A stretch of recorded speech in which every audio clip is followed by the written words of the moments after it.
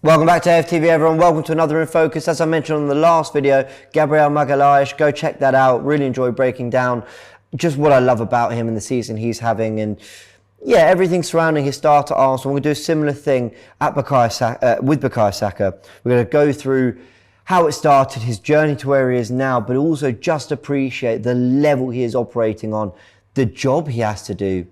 And look, we've got to ask the question, is he world class?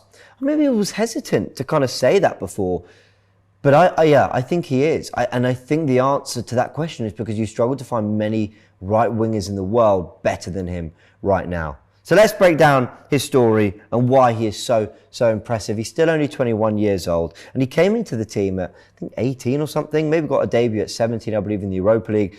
But he came into the team as Arsenal was struggling. Unai Emery gave him his debut the season before, but the season after he started to see Bukayo Saka a little bit more regularly.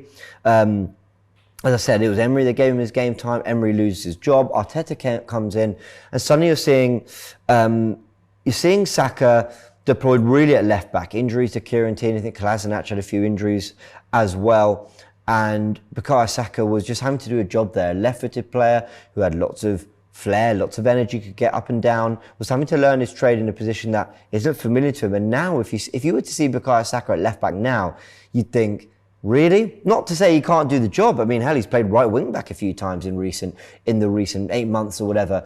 But he has, learned those defensive responsibilities through being exposed to that position for quite a long time. And he became part of an FA Cup winning squad, contributed with big moments in the FA Cup quarter-final against Sheffield, who was fantastic in that game.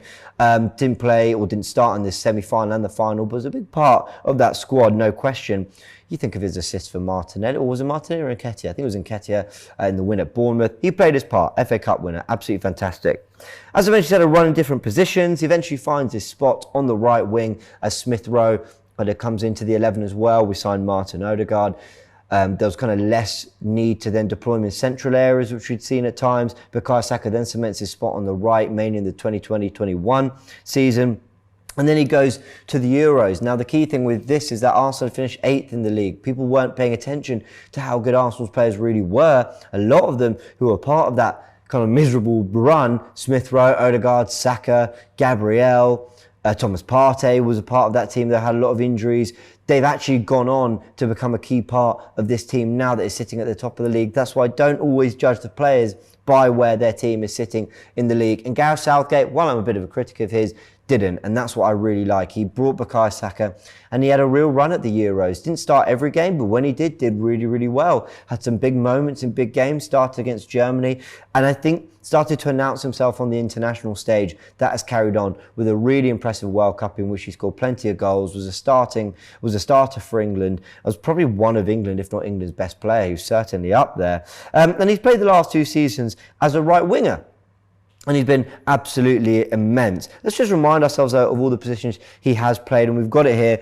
You can see highlighted on the right wing, Bukayo Saka. But let's not forget that he's played in this position. I remember Sheffield United away. He was playing the Odegaard role, drifting kind of right of a central midfield 3, having to combine. And actually, you can see why his attributes are suited to playing there. But he's even played in this role as a left centre-back at times, having to tuck in. He's even had to do this from a position of left wing-back, where actually he had 3 centre-backs, he had 2 central midfielders, and he had just sort of 3 inside forwards, and he would have to come inside so that Tierney could then overlap. He's played lots of different roles, Bukayo Saka, in this Arsenal team, and centre-back, as we mentioned before. And I think that's been really good for his education in the game. I think that's been really good for him understanding the importance of the defensive responsibilities he has, because when Arsenal don't have the ball, even today, even this Arsenal team at the top of the league, they've won 6 games in a row. When Arsenal are playing, for example, away at Fulham, Matisse and I talked about it on DR Sports Talking Tactics, go check it out. Bukayo Saka would drop into a right wing-back position or really drop deep to track their fullback all the way and give Arsenal a back 5 or back 6 if they had to when they didn't have the ball, because he understands the importance of those defensive responsibilities. And I think it's all been brilliant, and it's all contributed to the Bukayo Saka we see today. But the thing everyone talks about, and rightly so, is how unbelievably impressive his output is. And it really has started from day one in the 1920 season, where Unai Emery started to give him, more regular game time. Then Arteta played him as a left back. He was racking up the assists. Now, these are just league numbers. His actual overall numbers in all competitions are even more impressive. We'll touch on that in a sec. But in the 19-20 season in the league, he racked up a goal and 5 assists. Great goal against Wolves, if you remember it. The sort of volley, or did he knee it and volley, chest and volley? I can't remember what he did, but what an unbelievable finish. And he was getting plenty of assists from that position as well. Well, actually not from that position, because he played right wing, I believe, in that game against Wolves. But out on the left wing, 5 assists. I remember a couple against Everton, really impressive. And Nketiah got some goals, all that. Fantastic. In the season after, where he started to cement his place as a right winger, though, did still play multiple positions, 5 goals and 4 assists in the league. Last season, he managed 11 goals and 7 assists. A really good set of output from Bukayo Saka. Arsenal weren't at their best. They finished 5th. They had really good spells. They had really poor spells. But Bukayo Saka, 11 goals and 7 assists in the league. He's now on 12 goals and 10 assists. He is an output machine now, and he's been growing towards that. There has been evidence that Bukayo Saka was going to become a serious output player in the way Raheem Sterling developed into one as well. The evidence was there, and Martinelli's doing the same. The evidence has been there from early on that he could have decisive moments and he could have that final ball when it mattered, and he showed it from a young age. And we're seeing it now. And now his numbers are in 169 appearances for Arsenal, 36 goals and 39 assists. When you look at where some of those goals and assists have come as well, a goal against Tottenham with 2 assists as well, 3 goals and 2 assists against Manchester United over the years, 2 goals and assists against Chelsea, 2 goals but no assists against Manchester City, and 2 goals and 3 assists against Liverpool. It's not just about having the final pass or the finish when it matters. It's not just about doing it in big moments when Arsenal need it. It's about doing it in big games against big teams, and he is delivering on that front. Bukayo Saka's numbers are so impressive, and if that wasn't impressive enough, we just go to this, that he is on the 12 goals and 10 assists, as I mentioned. Leroy Sané managed 10 goals and 15 assists. That's 25 goal contributions in the league at a very young age. And Cristiano Ronaldo in 2006-07 also has 17 goals and 8 assists. Bukayo Saka, well, he smashed Ronaldo for assists in a season there, although that was a particular Ronaldo season. I can't remember the others, so don't hold me to that. But we're talking about a young Ronaldo here. We're talking about a young up-and-coming Ronaldo, and the levels that Saka's matching him and Leroy Sané for as well. He's got more goals than that Leroy Sané in 17-18. But he's on course to maybe get more goals and more assists than both. That would be an unbelievable season. Of course, even if he ends the season with no more goals and assists, I mean, maybe questions would be asked because of how crucial the season is and all that. But the point is, his numbers are incredibly impressive. They're better than last season, and he'll only continue to get better. And when you look at some of the players over the years at very young ages, Wayne Rooney at 20 years and 9 months getting 14 goals and 11 assists. Other players, Chris Sutton at 15 goals, 10 assists at 21 years of age. Fabregas 15 goals and 13 assists at 22 years of age. It's really impressive what Arsenal and Bukayo Saka are doing, but Bukayo Saka, massive credit to him. So let's talk about why the job's so difficult, because it's not easy. You might think, yeah, cool, he's a forward in an Arsenal attack that is, creating loads of chances and scoring lots of goals. What's not to love? Of course, he's racking up all these numbers. He has an incredibly difficult job. He's one of the 10 most foul players in the league this season, and he draws 1.6 fouls per game as well. Now, that job he does on the right wing is incredibly difficult, and I think there's 2 ways to explain how and why it's so difficult. The first thing we want to do, if we just bring up the tactical pad, and let's go find it here, Saka in the 11. Here we go. Now, Bukayo Saka, with the way Arsenal play, and you've seen me illustrate this so many times, I'm sorry it might be getting a bit boring for some of you, but we just move the players forward. Martinelli, Saka wide, Xhaka, Odegaard come forward, Partey and Zinchenko form the base, and there you go. But the really key areas is that they're very isolated. Martinelli in these channels, Saka in these channels. When I say isolated, sure, Ben White does overlap. We've seen that. Zinchenko does tack in. Xhaka does come beyond. Jesus does pull out wide. We've seen all these things. Of course they get help. But the point is, it's the starting positions.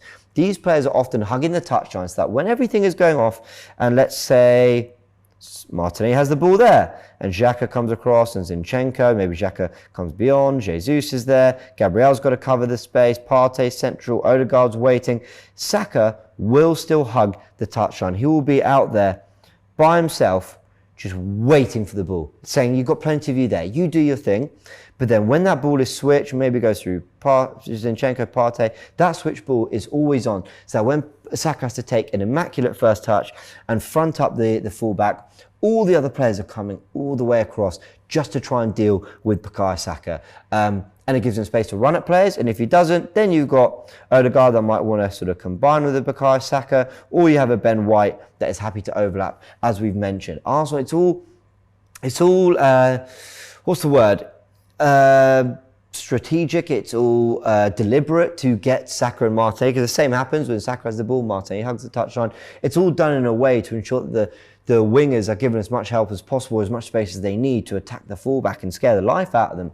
But at the same time, they are isolated. They also, as they're waiting for the opposition to come and defend them, they're waiting for their teammates to come and help them as well. And there's a lot of work for them to do, especially because they're very kind of difficult areas to have the ball in. You know, you're on the touchline. You can only go one way. The centre back or the left back is pushing you away from goal, and there's a lot of work to do. How many times have you seen Bukayo Saka have to just look after the ball on the touchline, take it with his left foot, and then kind of spin the player? But you're not seeing that as much recently, and the reason you're not seeing that as much, and I wish I could say this was a thought of mine. We touched on this in Tactical Insight. Graham met Clive Palmer from the Arsenal Vision podcast, fantastic analyst of football and podcaster. He made the point quite a while back that Arsenal have changed the way they adapt to those situations when it comes to Bukayo Saka being out on the touchline, and they've done the same for Gabriel Martinelli. Now, like I mentioned, you'll see Bukayo Saka receive the ball to feet, the left back comes into him, they'll clatter him. Fouls. I saw it so much at Villa Park last season in loads of games. He gets absolutely clattered, Bukayo Saka. They try to get close. They think, well, if I'm not going to win the ball, at least I'll foul him and stop him. Constantly going at his ankles. And then there's also a lot of physical load put on him, because when he's getting that ball and he's got the players behind him, he's then got to spin them, and he's strong enough to do it. And I think that's what Arsenal were playing on, his strength. They were playing on his ability to look after a ball, turn and run at players, and think if we win the foul, then fine. But what Arsenal are doing now is protecting him a little bit more, but also giving fullbacks a lot more work to do because of a particular pass they play. And like I said, Clive made me very aware of this, and I wanted to bring it to life a little bit as I did in Tactical Insight, because I think it really shows what Bukayo Saka is doing so well. And what that pass is, we're going to show you here with Martinelli and Gabriel. It's the pass inside. Now, normally what you see is a pass played almost into space for wingers to run onto, or maybe played out wide so they stretch the pitch more. This is a pass that's played into feet, but they've got to run onto it and come inside. It's a very unusual pass. It actually looks a little bit awkward. It doesn't feel like a particularly natural pass to play, but and nor is it a particularly natural run for wingers to make. But Gabriel and Martinelli and White and Saka, and maybe sometimes Zinchenko, have kind of mastered it. And what you see when White and Saka do it as well, there you go. It's played into his feet, and it allows him to not have to ride a challenge from a fullback, because they're not going to make the challenge if Saka doesn't have the ball. And then when he does get it, he's got it into his stride, and it allows him to get away from the fullbacks before they're able to get there and make the challenge. And I think it's really, really clever from Arsenal. I think it's clever from White, from Saka, from Arsenal. But the way that they are addressing the issues they have when they get into wide areas, but also protecting the players, I think is really, really impressive. And I think what allows Saka to do this so well, this right wing position, is that also when he isn't coming inside and he does get the ball out wide, he's running at a fullback, the really impressive thing about Bukayo Saka is you can't say, well, just show him onto his right. He'll kill you with his right. He'll do that. He'll get goals with his right foot. 7 of his goals scored for Arsenal have come with his right foot. Plenty of shots as well with his right. Look at the goals in the roof of the net.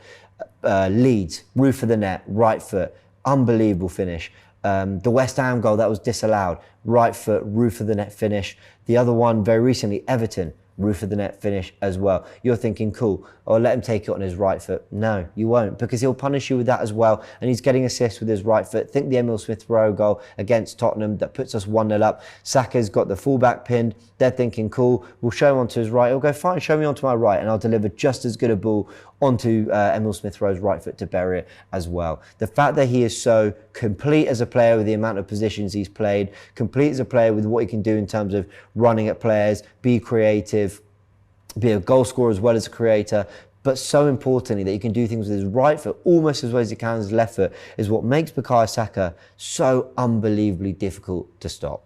And that's why we love him. Not only because of the output, but because of his journey, because of, and you know, I probably actually should have mentioned this earlier in the video. I said he went to the Euros, and I actually didn't even mention that. Think how that Euros ended for him. The missed penalty, the unbelievable, you know, I was about to swear at the disgraceful racial abuse he faced, you know, because of a missed penalty, because of a kick of a football, and how he's risen above that and got better and better. I think he's just someone that we can all admire massively, not just for what he does on the pitch, off the pitch as well. Bukayo Saka, what a player, what a season he's having. He's my player of the season so far for Arsenal, and I think he's going to win one of the Player of the Year awards, whether it's the Player of the Year or the Young Player of the Year award in the Premier League as well. But the ultimate award I want him to end up with is the Premier League trophy, so I hope he does. All right, I really hope you've enjoyed this video. Hit the like button if you have. Get in the comment section, what do you think is the target for Bukayo Saka this season in terms of numbers and next season? Because why not? He's rising to every challenge. Let's put more out there for him. He's been brilliant, and I've got no doubt he will end the season brilliantly as well. Bukayo Saka, what a player. Look forward to seeing more of him for the rest of the season. If you haven't seen the other In Focus videos, go check them out. A lot of them still relevant today and definitely worth a watch. The Zinchenko one, for example, and the Gabriel one that came out just the other day. Go have a little look at them. And yeah, I've been James, here on AFTV, and I'll see you very soon. Shop for AFTV merch at shop.aftv.co.uk. Subscribe to us on YouTube. Follow us on Instagram, Facebook, Twitter, TikTok, Snapchat, and Twitch. We've got content for every platform, so check it out.